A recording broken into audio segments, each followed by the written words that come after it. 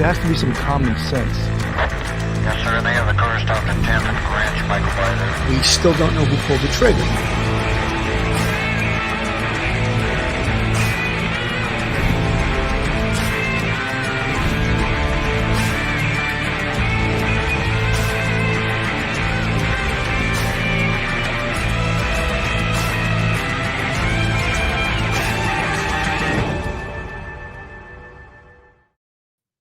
Hello, everyone, and welcome to Police Off the Cuff, Real Crime Stories. I'm your host, Bill Cannon, retired NYPD Sergeant with 27 years of service. I wasn't going to come on tonight, but this breaking story where the Stockton serial killer, the serial shooter, has been apprehended. Outstanding police work. We spoke about it, what it would take to apprehend this individual, and apparently the police have done just that. I'm going to show a bit of a video here, and we'll give you a couple of the facts involved in this apprehension and arrest and further investigation.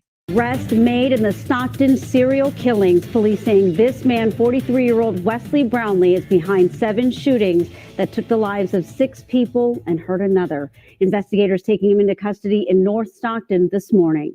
This crime was solved because we're Stocktonians. Because you don't come to our house and bring this kind of reign of terror and not mobilize 350,000 people, 780,000 in this whole entire county, mobilized, and captured this individual whose reign of terror is no longer.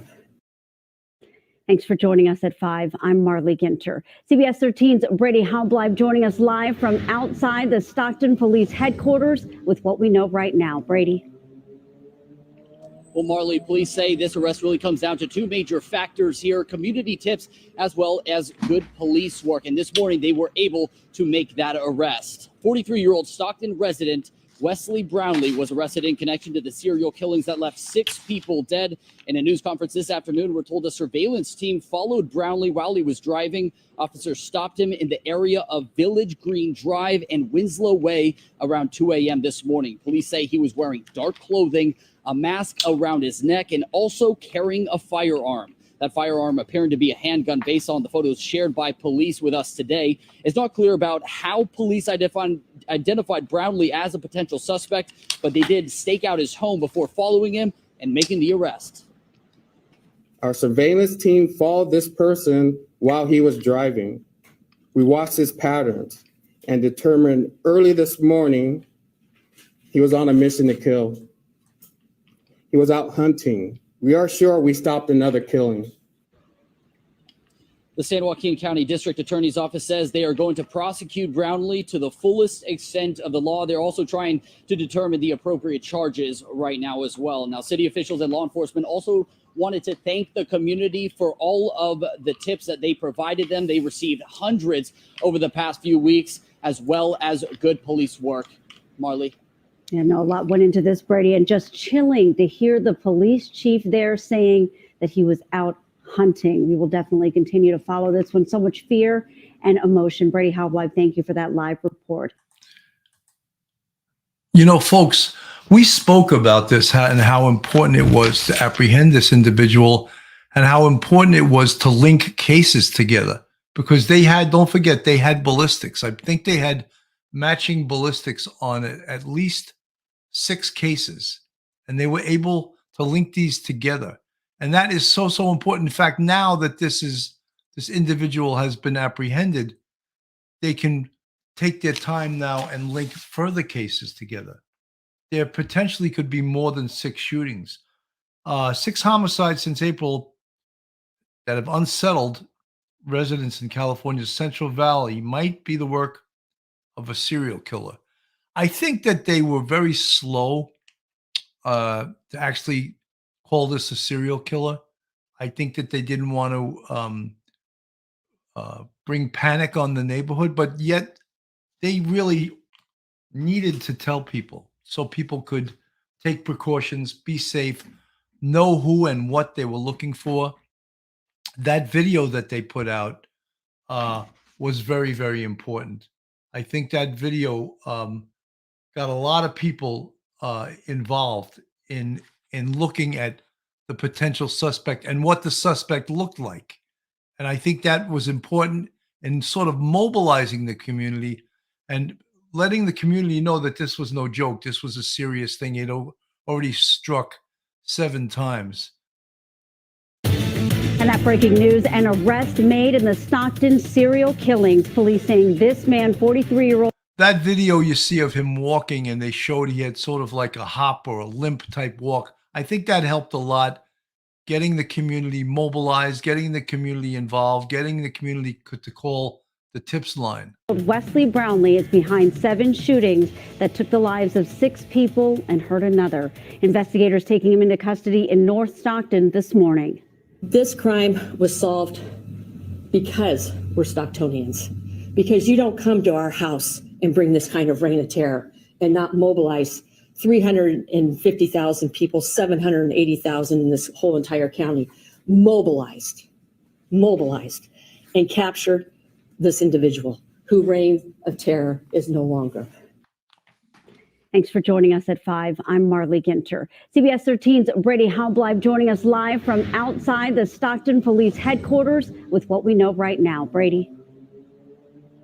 Well, Marley, police say this arrest really comes down to 2 major factors here: community tips as well as good police work. And this morning they were able to make that arrest. 43-year-old Stockton resident Wesley Brownlee was arrested in connection to the serial killings that left 6 people dead. In a news conference this afternoon, we're told a surveillance team followed Brownlee while he was driving. Officers stopped him in the area of Village Green Drive and Winslow Way around 2 a.m. this morning. Police say he was wearing dark clothing, a mask around his neck, and also carrying a firearm. That firearm, appearing to be a handgun based on the photos shared by police with us today. It's not clear about how police identified Brownlee as a potential suspect, but they did stake out his home before following him and making the arrest. Our surveillance team followed this person while he was driving. We watched his patterns and determined early this morning he was on a mission to kill. He was out hunting. We are sure we stopped another killing. The San Joaquin County District Attorney's Office says they are going to prosecute Brownlee to the fullest extent of the law. They're also trying to determine the appropriate charges right now as well. Now, city officials and law enforcement also wanted to thank the community for all of the tips that they provided them. They received hundreds over the past few weeks, as well as good police work.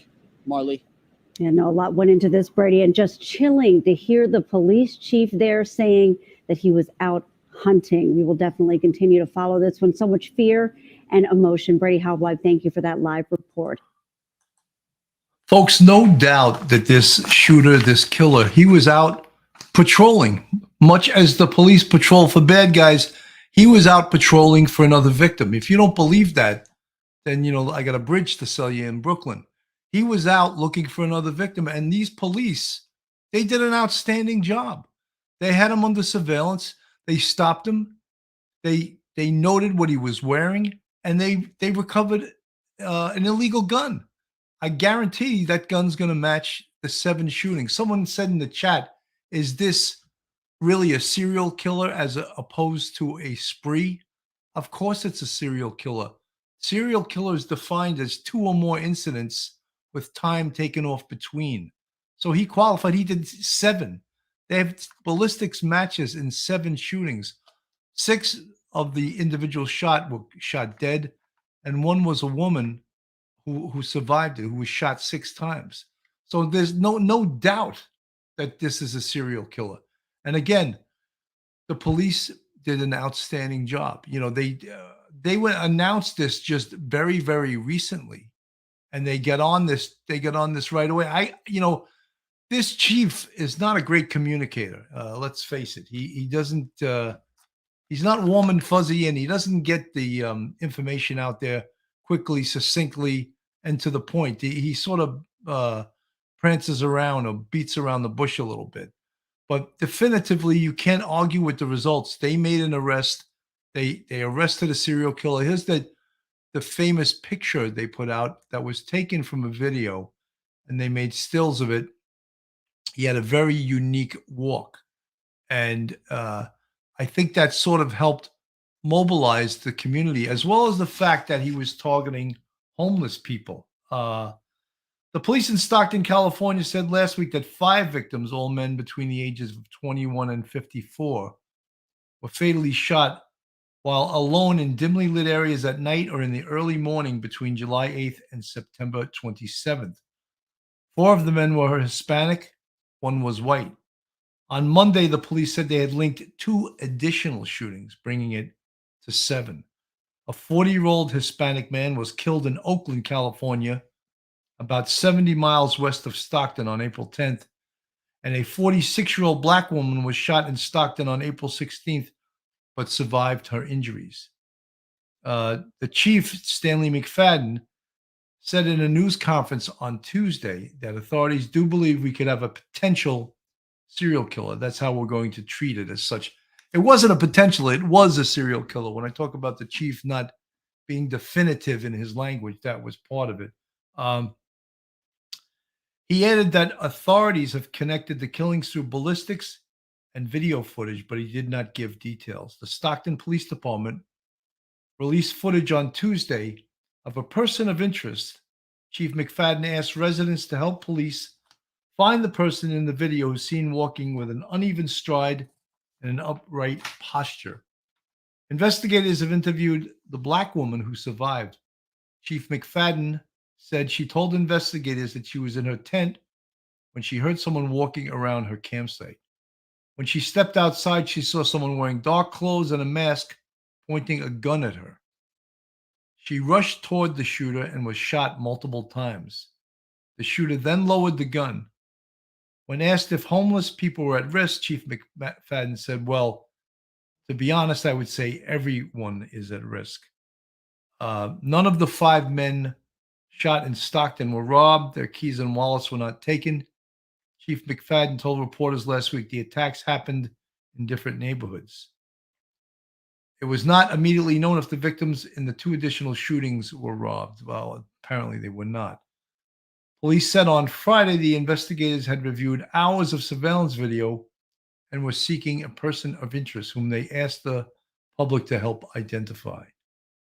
The police published a photo of that person walking, though the photo offered few identifiable clues. Investigators did not know if that person was responsible for all the killings or if others were involved. There could be one person, there could be multiple people, but it turns out it looks like it's just one person. I had said there's a picture in this that's also a picture of the perp whose name is Wesley Brownlee. So on the screen, that's the picture of Wesley Brownlee, and that looks like a 9mm semi-automatic handgun in the picture to the right. They'll be looking at ballistics. Here we have 4 rounds. You could see the I spoke about the last time I was on the air. You could see the firing pin impression on what would be a spent shell on the ground around or near the shootings. That's an identifiable ballistics marking that detectives and ballistics experts can match to the shootings, to all the shootings, and link them all together. In addition, on the side of the casings, there could be extraction marks that are also unique to the firearm, and that can also link all these cases together. This is also something, this is called lands and grooves. And when a bullet goes through the barrel of a gun, the barrel produces markings on the bullet, and the lands and the grooves, they exist because of the machining process to make the barrel of the gun. Again, these markings are unique to the firearm. In this case, with this serial killer, we had 7 shootings.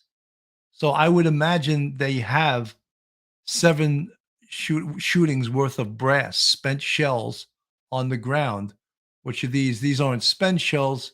Well, actually, they are. They're spent shells.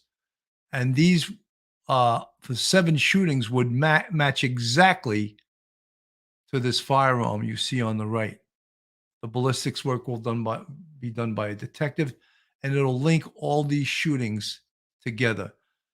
The other thing is about this shooting is that one of the first things, of course, they're going to do is they're going to test the gun, and they're going to bring the perpetrator in, and they're going to interview and interrogate him. And there's a good chance with a serial killer, serial shooter, that he'll want to talk about his crimes. They usually like to brag about their crimes. So I think if they can get a statement from him, potentially have him admit to other crimes that he's committed. I don't think he's just done these 7 shootings. I think if they interviewed him, Teresita Hills. Hi, Sergeant Bill. So glad this killer has been caught. I love it when law enforcement succeeds. So do I. I do too. And especially, you heard the chief say, and they used the language, he was out hunting. That's exactly what he was doing. You think they maybe had plainclothes units out there? You bet your butt they did. All the things I recommended the other day, not that they were listening to me, was that they put plainclothes units in the homeless areas, walking around, integrating themselves with the people, talking to the homeless people, walking and seeing who's around. Talk to the homeless people. Have they seen anyone suspicious? What are folks saying about this? That's the best way. And they had a task force for this guy because they did not, of course, want this to happen again. And they prevented it. As the chief said, he was out hunting. And before he could shoot another victim, the task force team, the plainclothes officers, pulled his car over. And they gave him a good toss. They tossed his car. And lo and behold, like the old street crime unit in New York City, they recovered this, which appears to be a 9mm semi-automatic handgun. And by doing so, they were able to prevent, undoubtedly, another homicide, which would have been number 7 if he killed somebody. So fantastic job by the police. I have nothing but praise.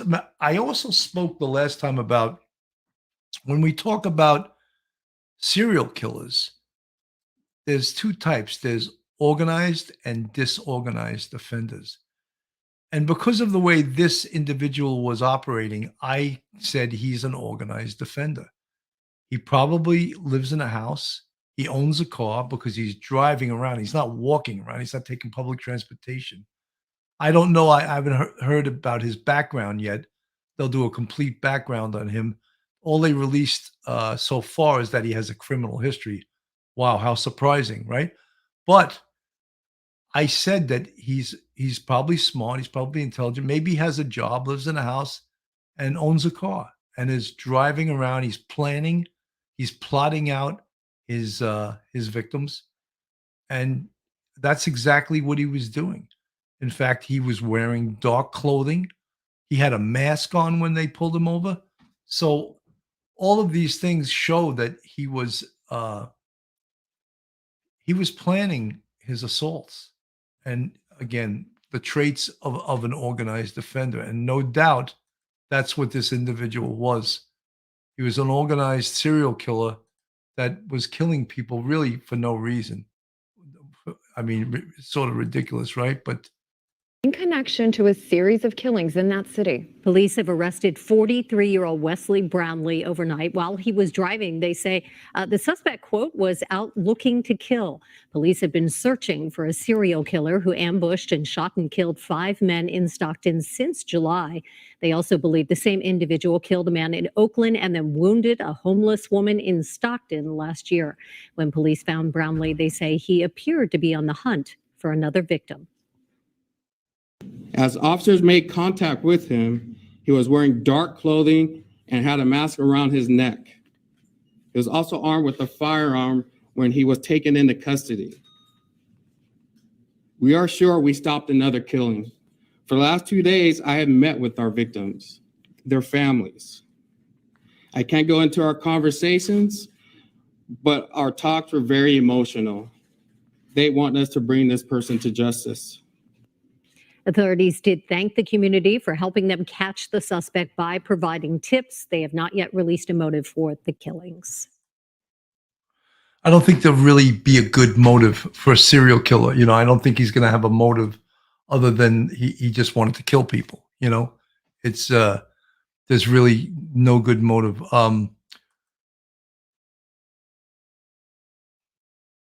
Mike over at Profiling Evil said the suspected serial killer works in healthcare, but declined to give specifics.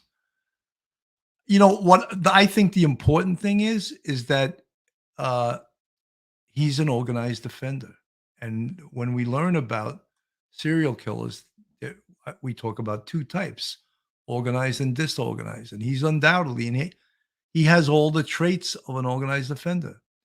Owns a car, owns a home, or lives in a home. Owns a car, lives in a home, travels, plans his assaults, works, is like a regular, normal person. So all of those, when we're looking for a serial killer, all of those things help us to find out, to find the person.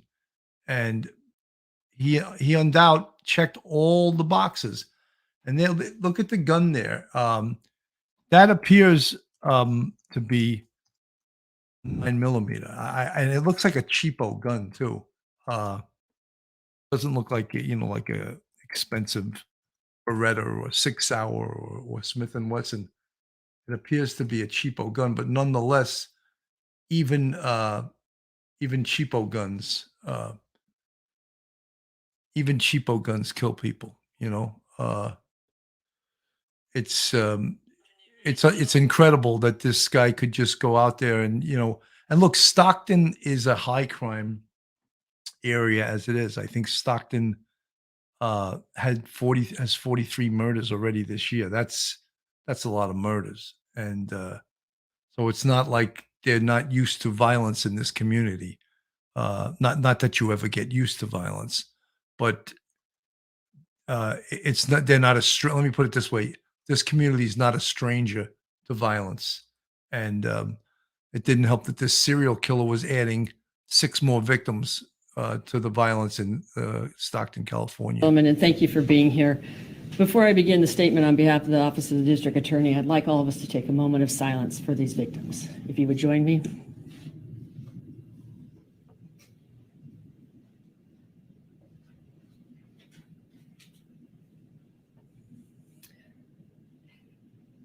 You know, the other day we saw an article in the paper that talked about serial killers in San Joaquin County. Some were not ours. They simply died at CDCR's facility in Stockton. But the few that were ours, they wanted to emphasize that they had come to our community. But what they missed was that they all had been arrested, successfully prosecuted, and removed from the street. And that's what happened here. So we want to thank our partners in law enforcement, Stockton Police Department, Chief McFadden, thank you. Catherine Nance, Sager, all of them who have worked, they're detectives, officers on the street, who have worked so hard and dedicated themselves to ensuring the arrest and apprehension of this suspect. We've worked with fellow local, state, and federal agencies who assisted in the capture of this suspect, Wesley Brownlee. I want to thank District Attorney Ron Freitas-elect, Chief James Boyko from the Bureau of Investigations, and a marvelous team from my office, Supervising Deputy District Attorney Caitlin Casey, Deputy District Attorneys Janet Smith and Elton Grau, for their hard work and dedication, 24 hours a day, 7 days a week, on this case and all the other cases that they handle. They're the most ethical, professional, hardworking people you could have the privilege of working with.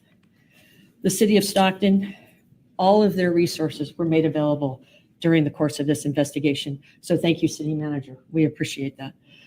ATF and our business community, our spiritual community. I couldn't go 5 feet in this community where people weren't saying prayers that we find this individual, and prayers for the survivors and families that have been so terribly harmed by these crimes. I want to thank all of them, also those who contributed to the reward amount. In conjunction with Stockton Police Department, the San Joaquin County District Attorney's Office is committed to ensuring the safety of our community. My administration has been working around the clock to providing any necessary resources that the Stockton Police Department would need during the course of this investigation into these tragic killings. My deputy district attorneys, who have been here all night, are reviewing the evidence as we speak, and they're working actively in partnership with the investigation to determine the charges that we'll proceed on.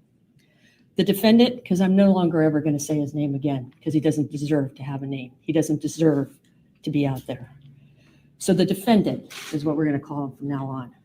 The defendant will have charges, will be arraigned in court on Tuesday afternoon at 1:30. At that point, after the arraignment, we'll have a press conference announcing the charges and discussing those charges further with you. This is a very fluid and ongoing investigation. So we will most likely be adding charges, but at this time, we have to bring him before a magistrate within 48 hours. That clock's running now, so we have till Tuesday to bring him in.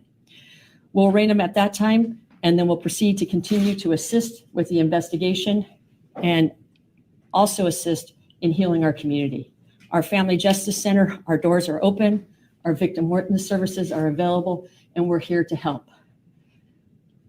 This crime was solved because we're Stocktonians, because you don't come to our house and bring this kind of reign of terror and not mobilize 350,000 people, 780,000 in this whole entire county, mobilized, and captured this individual who reign of terror is no longer. So I want to thank San Joaquin County, and particularly the city of Stockton, community members, activists, people in our faith-based community, businesses, our law enforcement, our prosecution, and now we'll be rolling into the court. Thank them all for this opportunity to really bring home justice for these victims. Good afternoon, ladies and gentlemen, and thank you for being here. So, folks, they're obviously super happy, as they should be, that they caught this guy. All their efforts, all the efforts of law enforcement, all the efforts of the community. The community, of course, was terrified because they didn't know when was the next time this guy gonna strike. When was he gonna hit? They didn't know. They had no idea. The community definitely took part in this. They can take a bow too. They helped. Their tips, the information that they gave to the police undoubtedly helped. And of course, what we know is going to link all of this together is right here. There we go. Ballistics evidence. And I talk about all the time about the art and the science of investigation. And again, I'll point it out to you guys. This is part of the science. Ballistics is undoubtedly a science.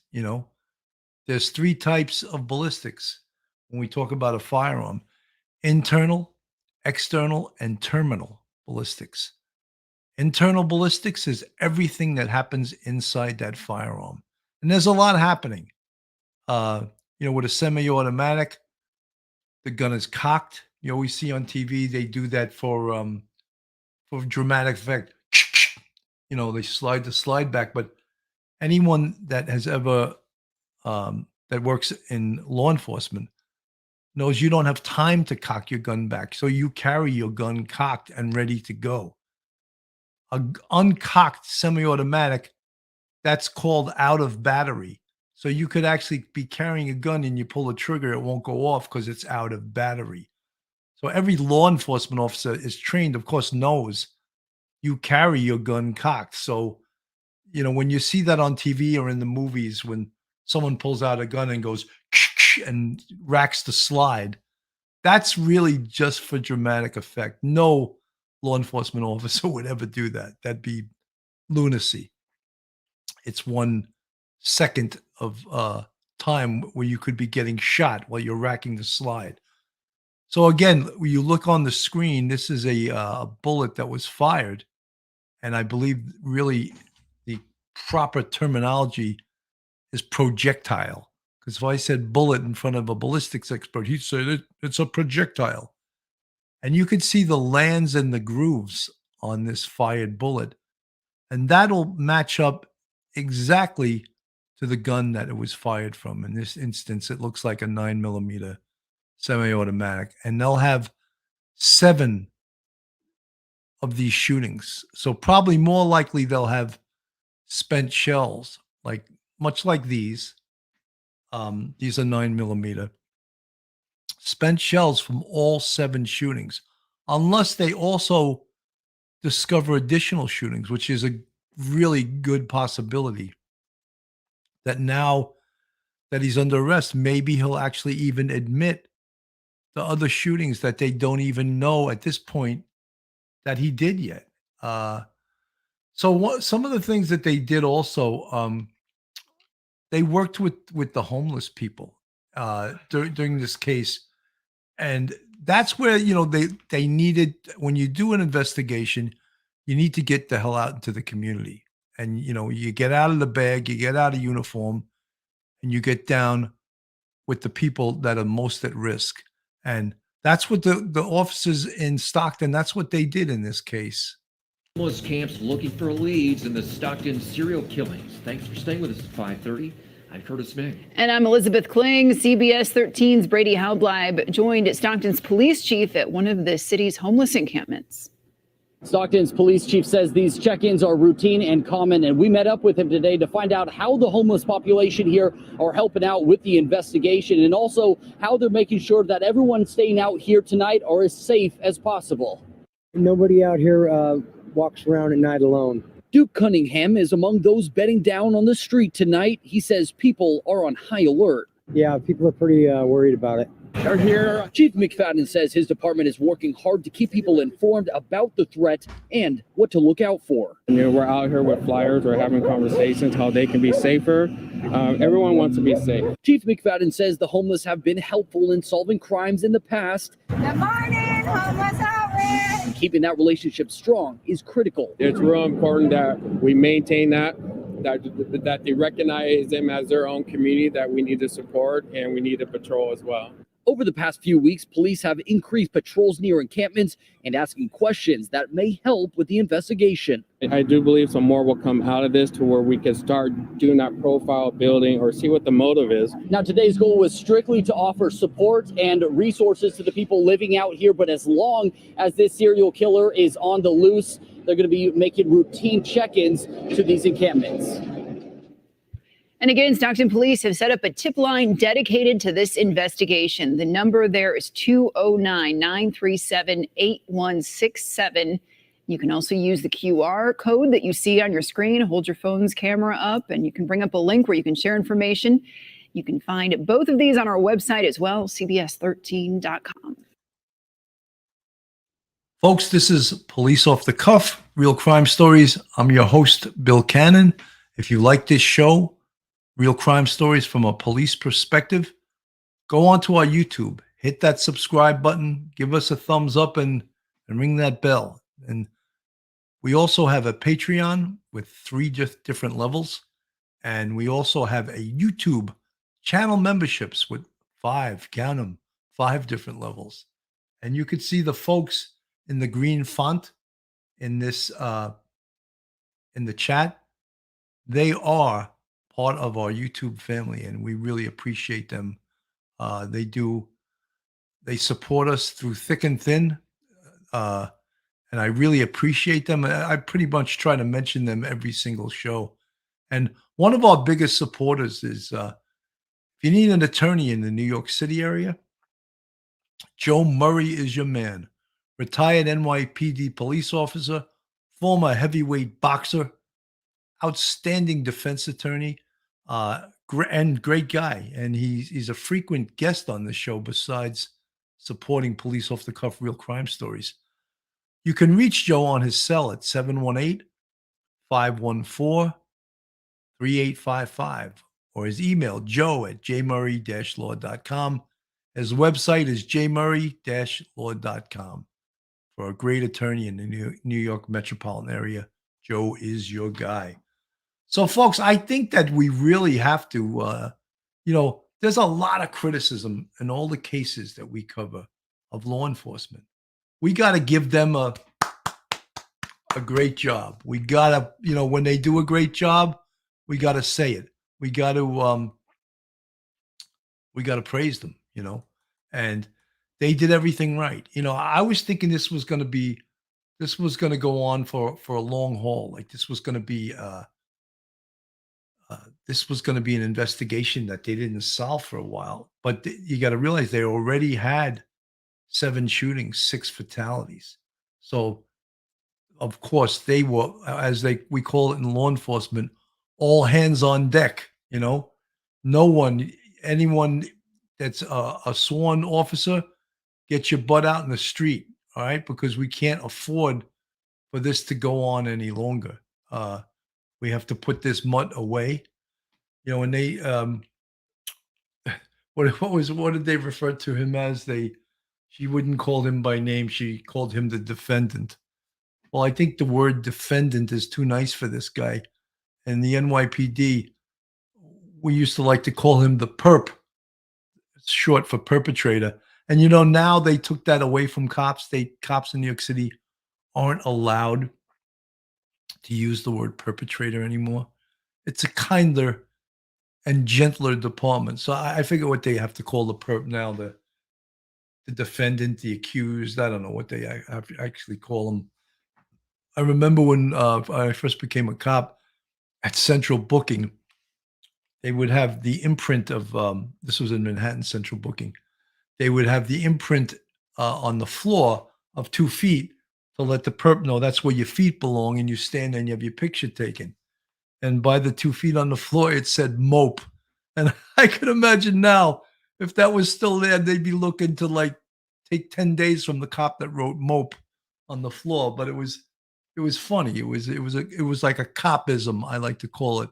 Copisms, and now, my God, if you ever called or had that in Central Booking, they'd be doing a big investigation about it, Mr. and Mrs. Williams, that's right. Who cares what his name is? You're right. Let's not make him famous, right? I think serial killers want to be made famous. Let's not use his name. He's a perp. Use the word perp. We'll bring it in from New York. We'll take it out west to California. California's, kinder and gentler than New York, I think. They're a little more woke than New York, but Rose Arielenis, yes, obviously evil predator, but further info regarding his relations, married, children, who, if anyone, he lived with, employment, etc., helps give a wider view of the killer. Look, part of, I talk a lot about victimology when we're trying to find out the background of a victim, and we do a complete workup on the background of the victim. There's also something we call a perpology. And when we arrest someone, as in this instance, we do a complete background on who this guy is. How many times has he been arrested? Where's he been arrested? What's he been arrested for? Who's he been arrested with? Is he married, single, divorced? Is he gay, straight? What's his sexuality? Is he a drug user? Does he own a vehicle? Remember I told you early on in this case, he's an organized offender. He definitely owns a vehicle. I called it right. He owns a vehicle. He wasn't walking around. Walking around doing what he was doing would have opened him up to too much exposure, meaning he'd be out on the street too long. A coward like him, boom, shoots somebody, runs to his car, and gets the hell out of the area. That's what he was doing. That's why it was important for the police to know that. And, looking at the case and looking at the fact that, yeah, he was probably what they call an organized offender. He's got a car. He definitely has a car. Beverly Ray, how can the police stop him if he has not violated a traffic law? There's something called stop, question, and frisk.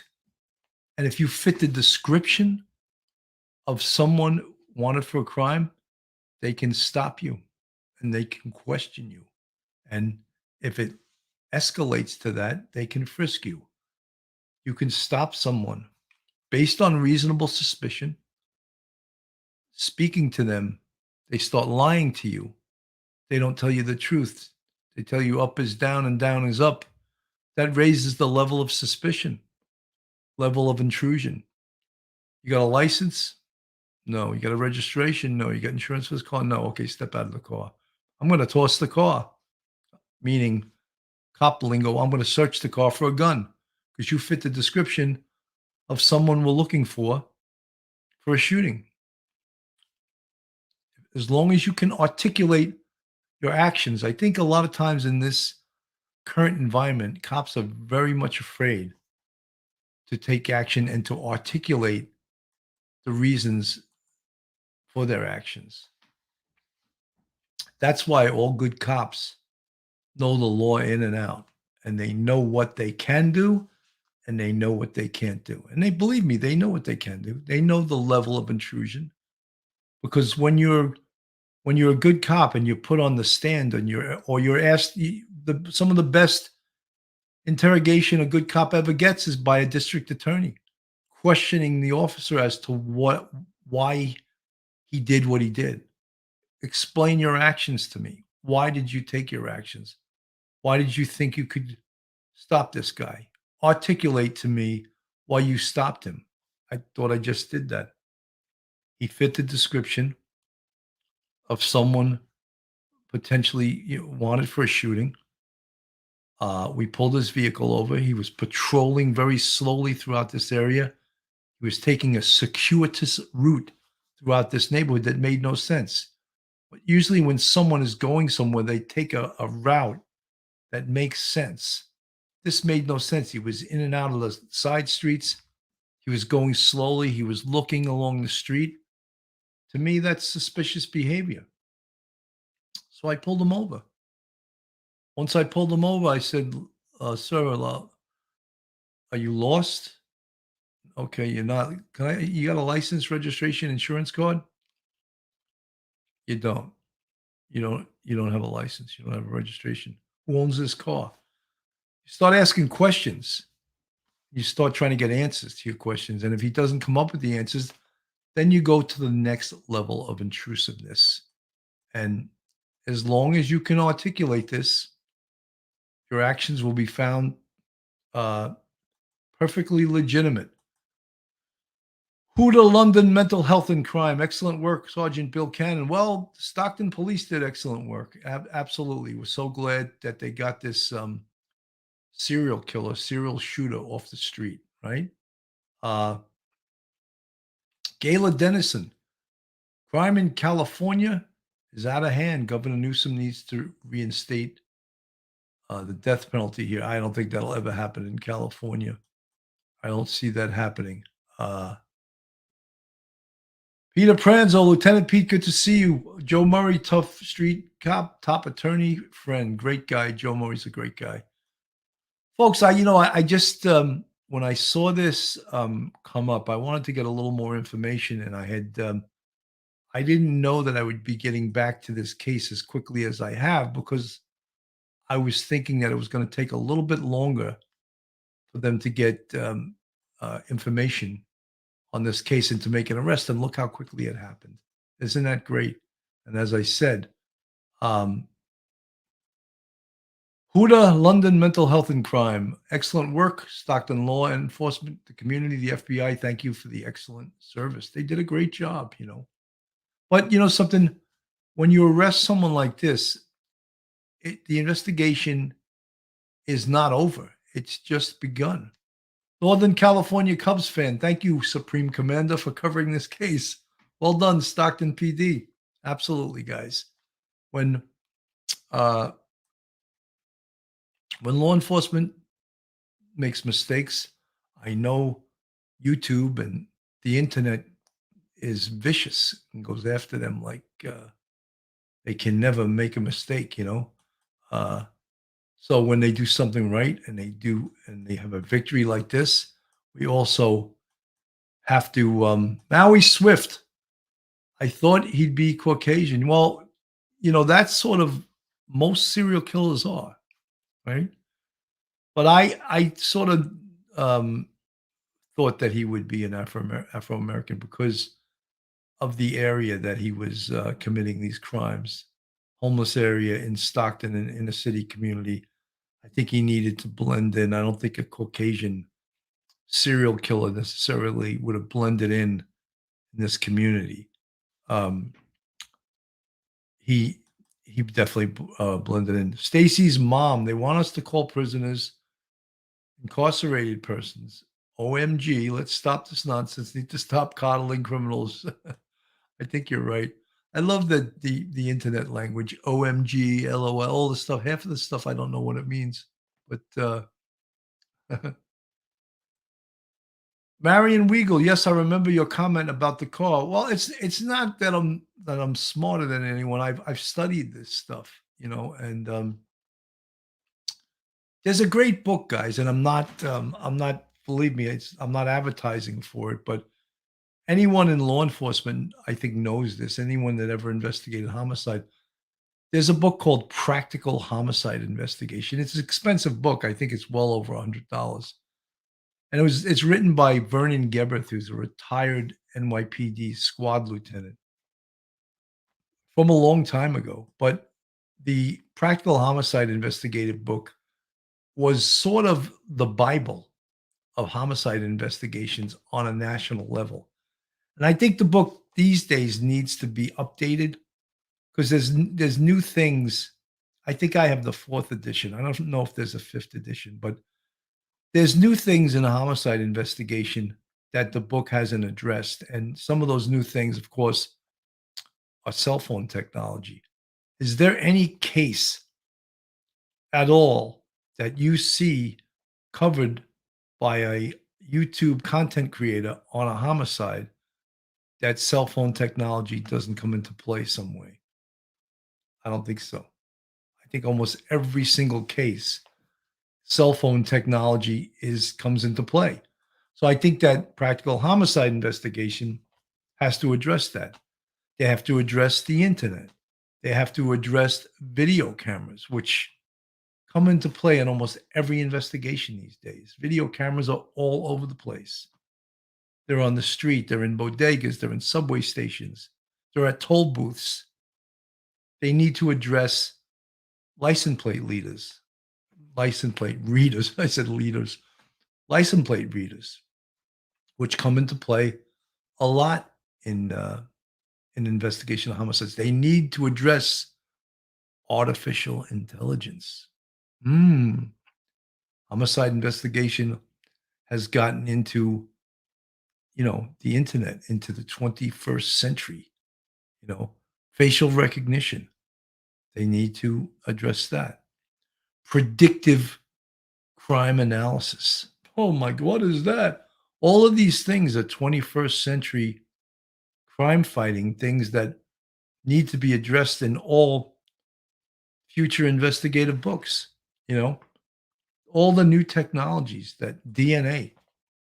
I don't think Practical Homicide Investigation, the book, really addresses DNA that much.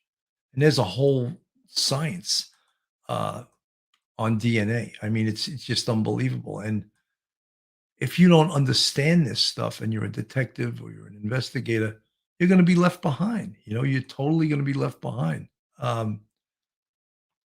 Candy Scarrett, I have always liked your show. Thank you. Thank you. I appreciate that.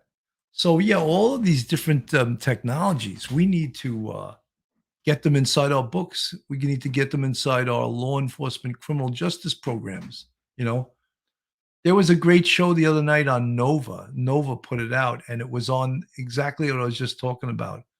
It was on predictive crime analysis. It was on facial recognition, and it was on artificial intelligence.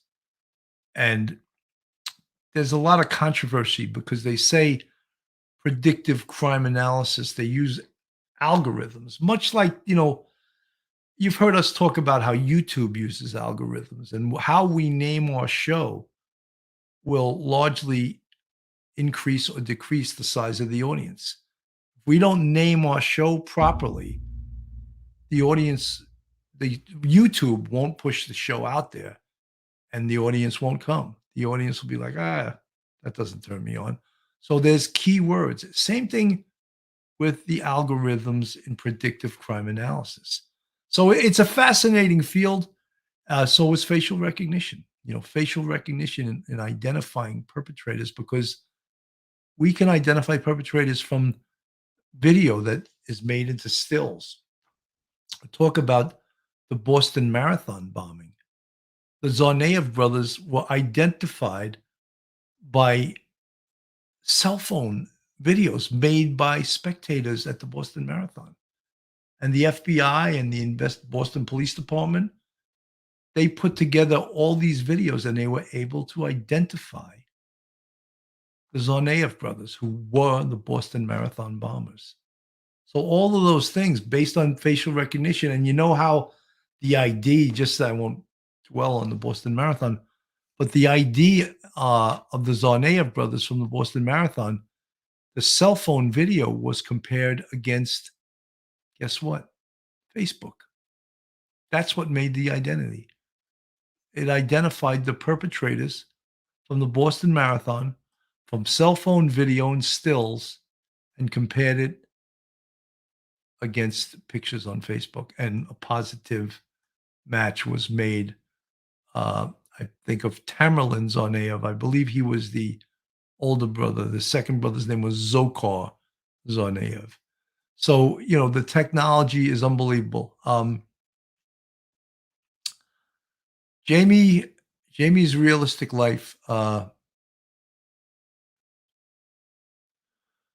don't know if there's been so many assaults and murders of cops in across the country. It's like Trish Norman, Bill Arnold, homicide departments required to do continuing education. Trish, all police, period, are required to do continuing training, continuing education.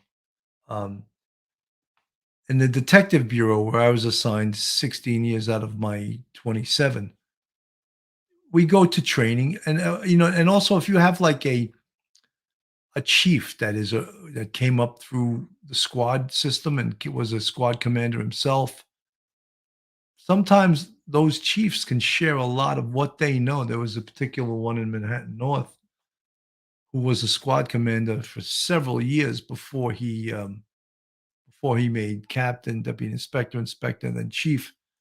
And he taught me a lot. He taught me a hell of a lot. I don't want to mention his name because a lot of people don't like him, but he taught me a hell of a lot. And I'm not Tom Cusinelli. How are you, buddy? Good to see you here. Trish Norman, great to see you. So yeah, I mean, I'm not ashamed to say he taught me a ton. And sometimes in policing, your peers can teach you more than sometimes schools or instructors or anything. And that's how you learn, on the job training. That's what most of policing is on the job training. And that's how we learn. Brownlee, 43, for homicide. The San Joaquin County District Attorney's Office will be reviewing this investigation and will file the appropriate charges. I want all you to know how seriously I take these types of investigations. This morning, when SWAT team was ordered to go out and conduct a search warrant at Mr. Rusley's residence, I went with them. Now, I would also like to thank each of you here, the media. Thank you. The news coverage, thank you for the social media stories, and thank you for keeping the victims' memories alive during your coverage. You and our community also played a part in this. We still need more tips to come in. If anyone has information about Wesley and this investigation, please get those to our investigators.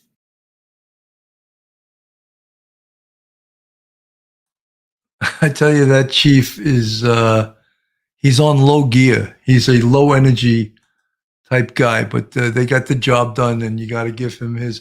Yeah, Tom Cusinelli, you hit it on the head. That's who it was. He taught me a great deal about investigation. Joe Resnick, who wound up being Chief Resnick and then wound up being Deputy Commissioner of Internal Affairs. So I I hesitate to mention his name here, but he was one hell of an investigator, and he taught me a hell of a lot about investigation and about how to run cases and all of that stuff. So I'm not ashamed to say that he taught me a lot of stuff. Again, folks, this is Police off the cuff, real crime stories. If you like this channel and you're not subscribed, please go on our YouTube, subscribe, hit that subscribe button, give us a thumbs up, ring that bell. And if you want to contribute to us on Patreon, we have 3 different levels. We also have a YouTube channel memberships, and you can support us on that. I just want to mention tomorrow at 4 p.m. I'm going to do a deeper dive into the Kylie Rodney autopsy. I have possession of the 18-page autopsy report, and Phil Grimaldi, we're going to talk about it. I talked about it the other day, but I didn't do a deep dive because I physically didn't have the autopsy report. And there's a lot of people out there that have following the Kylie Rodney case, and just a tragedy, just a horror. 16-year-old girl lost her life.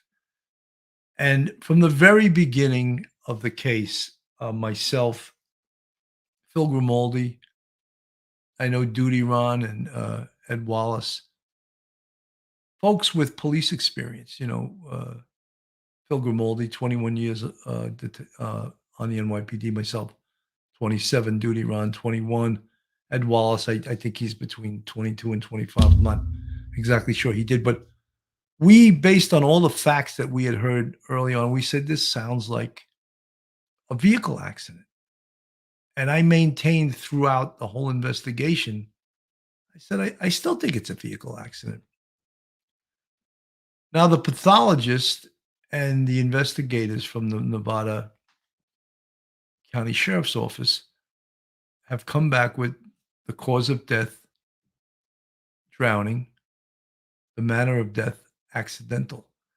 There is still a ton of people on the internet that follow these real crime channels that believe they believe this was like a conspiracy theory. There's no way that that this was an accident, and there's no way she died of drowning. They covered this up. They didn't cover it up. But well, anyway, I'm not going to go over it now. I'm going to go over it tomorrow at 4 p.m. Myself and Phil Grimaldi. So if you want to join us, we're going to do a deeper dive into the Kylie Rodney autopsy tomorrow.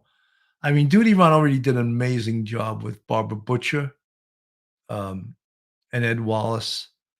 Barbara Butcher, I actually worked with her when I was on the NYPD. She's probably one of the top death investigators in the world, not just in New York, in the world. She's attended, I think, when people throw out numbers, a lot of times you're like, yeah, sure. She's attended over 650 autopsies, physically been at them. And I forget the number of death scenes she's been to. Just like crazy amount of death scenes. So she's one of the best death investigators in the country. And she gave her opinion on the Kylie Rodney autopsy. And she spoke about, I'm going to talk about it tomorrow, but she spoke a lot about Margaret Hearn, such a sad story, Sergeant Bill, an unfortunate youthful mistake that destroys family and friends. Yes. Though, Margaret, you would think that people have never heard of teenage drinking or teenage partying. It's like, oh my God, they're like shocked that it occurs. I mean, I'm not shocked by that, or shocked that in suburban neighborhoods, kids gather in numbers in the hundreds to drink and party and smoke weed and do whatever they do. I'm not shocked by that. But sometimes Andy the Gabby Cabby, he's in London. Hey, Bill, sat at airport, just seen you're on. Yeah, Andy, I'm just about ready to go off. I'm just coming up on an hour. I didn't plan on this live, but it's good to see you. Too bad you're working. Too bad you're not sitting down with a beer in your hand right now. There's Andy the Gabby Cabby, but great to see you anyway. Anyway, folks, so if you want, join me tomorrow at 4 p.m. We're going to discuss the Kylie Rodney autopsy. And I want to thank everyone for tuning in tonight. Have a great rest of your night. God bless, and I'll see you soon. One episode just ain't enough.